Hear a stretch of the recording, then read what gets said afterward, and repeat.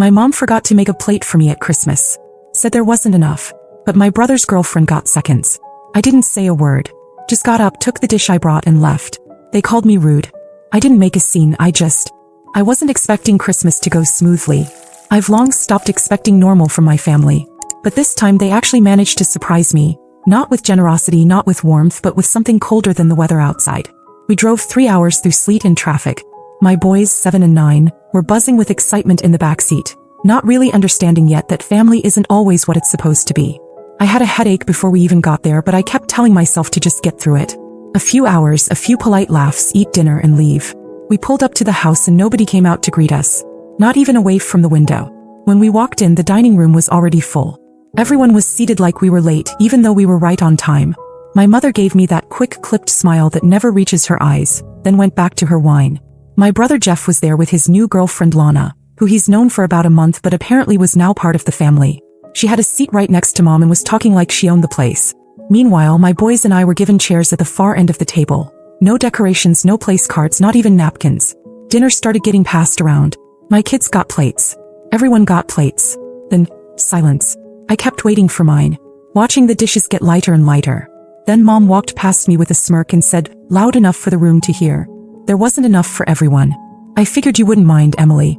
My sons looked at me like they didn't understand. Honestly, I didn't either. I just stared at her. She didn't stop walking, just kept pouring herself another drink. I tried to stay composed. I really did. I even told myself maybe they'd forgotten something, maybe it was just a mix-up. But then Lana, in her sequin dress and fake laugh, got up and went for seconds. Seconds. My mother helped her scoop more potatoes onto her plate like this was all completely normal. And that's when I stood up. I walked to the kitchen where Lana had just set her plate down to grab a drink. I picked it up without saying a word. Walked back through the dining room. The room went quiet for a beat. My mother looked at me like, how dare you? Jeff muttered something. Lana looked confused. I didn't care. My sons stood up too, still holding their half-eaten plates. They didn't even ask. They just followed me. I didn't yell. I didn't cry. I didn't slam the door. We got in the car, I buckled them in and we drove off. The phone started buzzing 5 minutes later. Missed calls from Mom. Then a text from Jeff. Real mature, Emily. Way to ruin Christmas. I didn't respond. I didn't look back. But what they didn't know, what I realized in that exact moment, was that this wasn't just one night. It was the last night. And I wasn't going to let it go. They called me rude. But they were about to learn what rude really looks like. The drive back was quiet. My boys were in the back, whispering to each other, probably trying to figure out if we were in trouble or if something really bad had happened. I didn't speak until we got home. I made them cocoa, turned on a movie and let them fall asleep on the couch. I sat in the dark and thought. It wasn't about the plate. It was about all the plates before it. Every insult that had come with a smile. Every holiday where I was expected to bring gifts and dishes and energy and patience. And in return I got looks, gossip and silence. I'd been paying their bills for 2 years.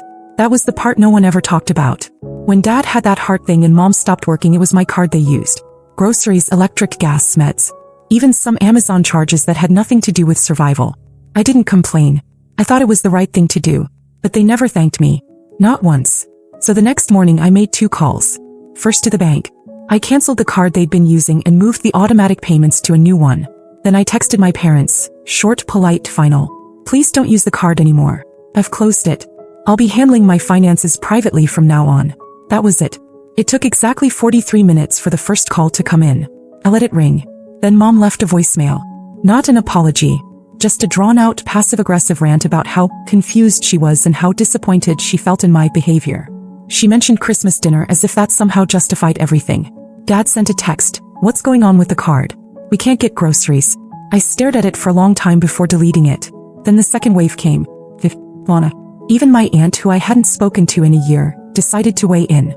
The family group chat, the one they always forgot to include me in unless they needed something, suddenly blew up with fake concern and thinly veiled jabs. I didn't respond to a single one. Not because I didn't have words, but because they didn't deserve them. That night I sat with my boys on the floor. We ate grilled cheese and watched them build Legos, and for the first time in years I felt light. Not happy exactly, but free. I wasn't done yet. Not even close. Letting go of the card was just step 1. The real message, that was still coming. 3 days passed without a word from me. I didn't block them. I didn't respond. I just existed like they didn't. And apparently that scared them more than yelling ever could. On the 4th day, a knock came at the door. I knew it was them before I even checked. My parents never came to my house unless they wanted something. They didn't ask to see the kids. They didn't show up for birthdays.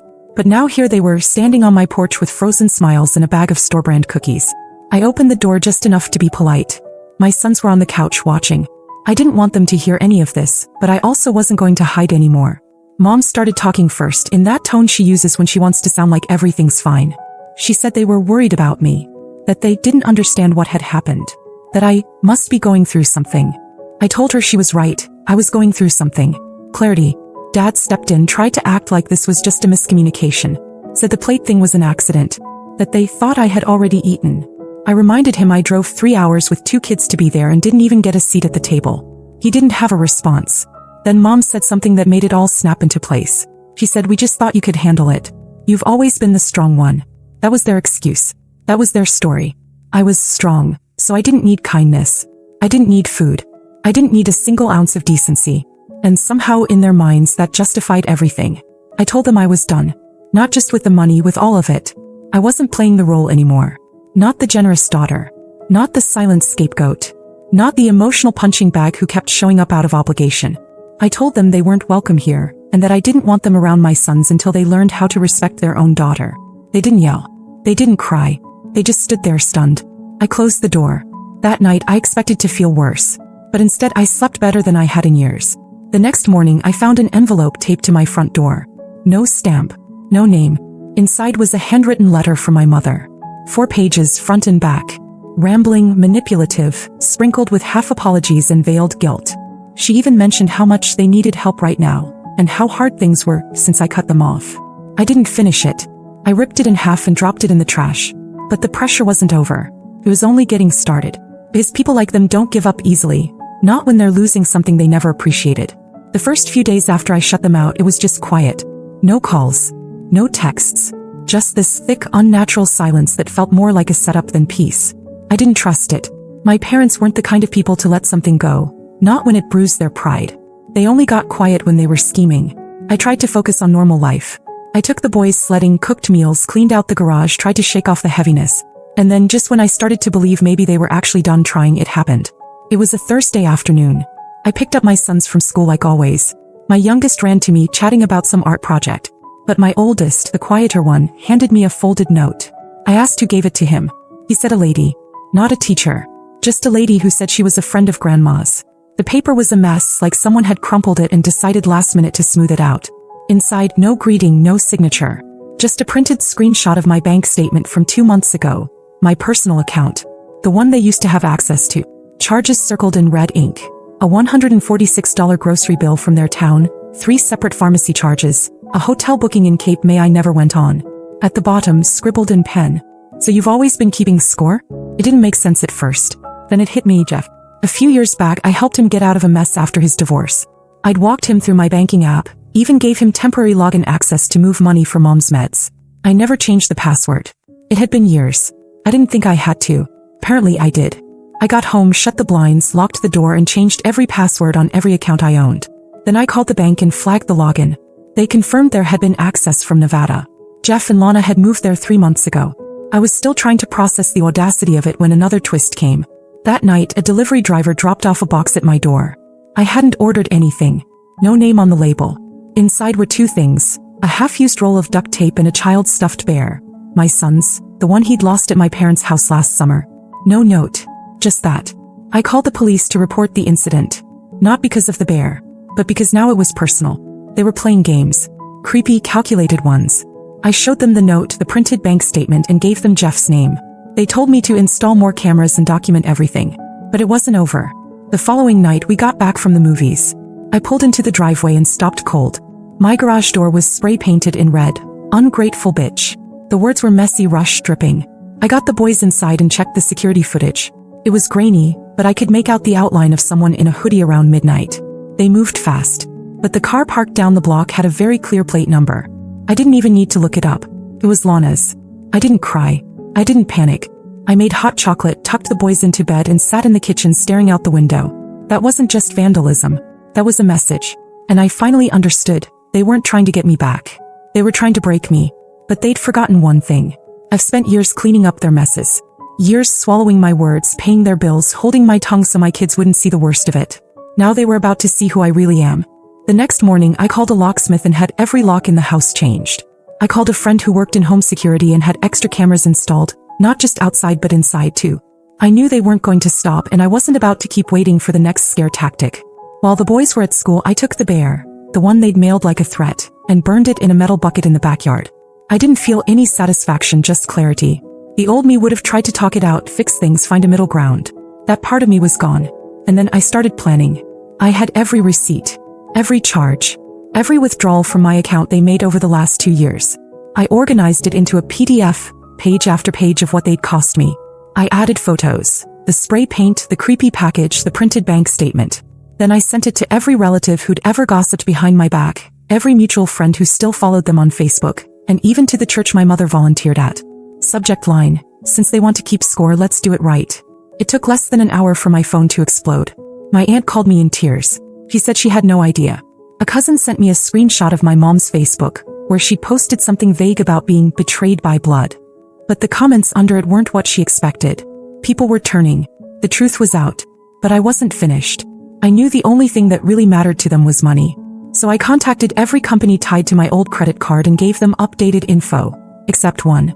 Their internet provider. I left that one out on purpose. 2 days later I got the call. Emily, we can't access our account. We need your help logging in. I didn't answer. I forwarded the voicemail to my lawyer. Then I called the landlord of their duplex. I knew the property manager. I told him calmly that my parents had been listing me as a financial guarantor without my consent. That any automatic payments on my card were over. He said he understood. He said he'd be in touch with them. That evening Jeff called. I didn't answer. Then Lana. Then finally a message from my mother, her voice low and careful.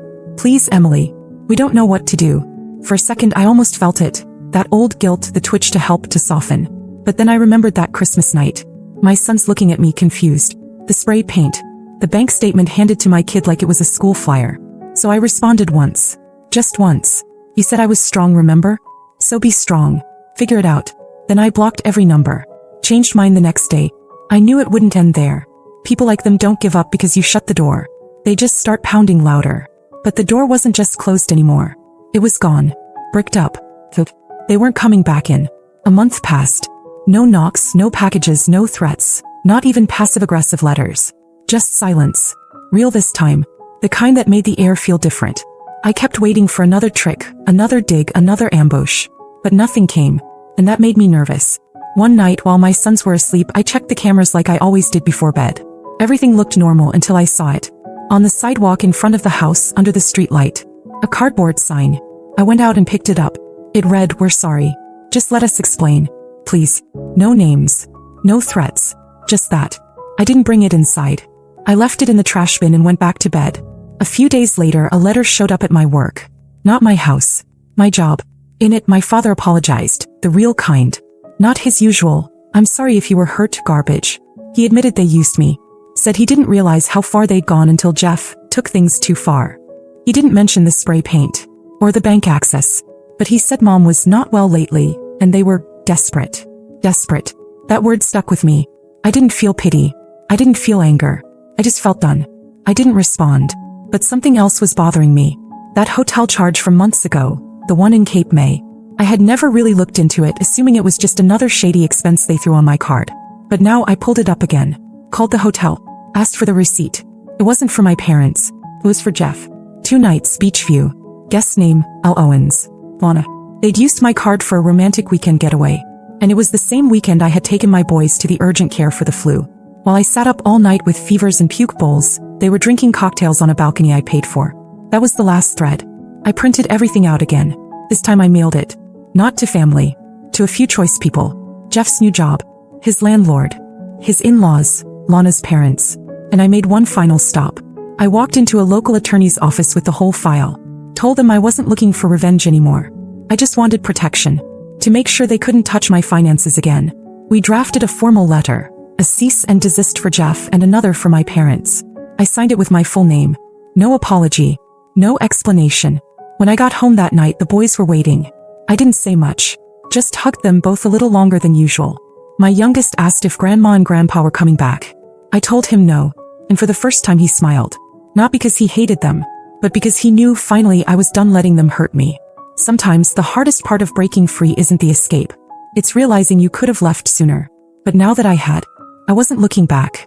The update. 2 months passed. Winter turned into a sluggish, wet spring. I thought the silence would bring peace. It didn't. It brought space. And space lets memory grow legs. The boys were thriving. I was doing better than I'd been in years. But somewhere under it all, I kept waiting for the next hit. That's the thing about trauma. You never really believe it's over. Then I got a letter. A real one. Postmarked from a small town in Oregon. No return address. Inside was a photograph. My parents. Standing in what looked like a church basement, behind a folding table with a hand-painted sign that read, "Community donations welcome." They looked tired. Not poor. Not homeless. But different. Humbled maybe. My mom's hair was shorter, grayer. My dad had a cast on his hand. There was no message. Just the photo. It felt too specific to be random. The postmark matched a small shelter that ran a Facebook page. I looked it up. There was a post from 2 weeks earlier. A call for volunteers. Tagged in the photo were names I didn't recognize. But one commenter caught my eye. They've been helping out every weekend. Not sure where they came from, but they keep to themselves. I stared at it for a long time. I never responded to the letter. Never tried to contact the shelter. But it stuck with me. Because if they had sent that picture and I was sure they had, it meant something had changed. Who was trying to? Then something stranger happened. One afternoon after work, I found an envelope taped to my windshield. Plain white. Inside was a check. Like, signed in my father's handwriting. No note. No threats. Just a check. A gesture. A reversal. I didn't cash it. I didn't tear it up either. I put it in a drawer with the photo. Not as keepsakes, as evidence. The past has a way of resurfacing when you least expect it. And I don't know what they're doing in Oregon, or why they're suddenly trying to show me a version of themselves I've never met. But something tells me this isn't the end. It's a pause. And the next time they reach out, if they do, I won't be the one left speechless. Because now I'm not just stronger. I'm ready.